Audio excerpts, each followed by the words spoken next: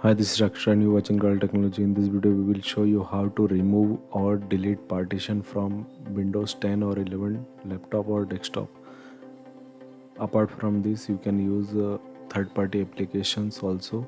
So in this video, we will show one method. Using this method, you can remove any partition from your laptop or desktop.